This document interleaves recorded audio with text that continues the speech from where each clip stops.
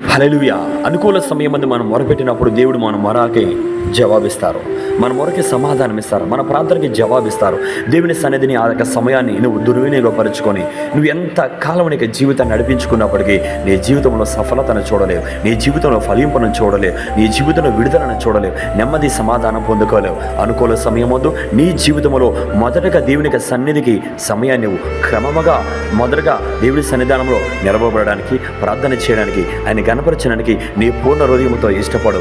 ఎప్పుడైతే నీ పూర్ణ హృదయముతో దేవుని సన్నిధానంలో నిన్ను నువ్వు నిలబెట్టుకుంటావో నీ జీవితం బాగు చేయబడుతుంది, నీ కుటుంబం బాగు చేయబడుతుంది, నీ ప్రతి పరిస్థితులు కూడా మార్చబడతాయి. దేవుని విడలారా, నీ మొర ఆలకించే దేవుడు, నిన్ను చూసే దేవుడు కదా.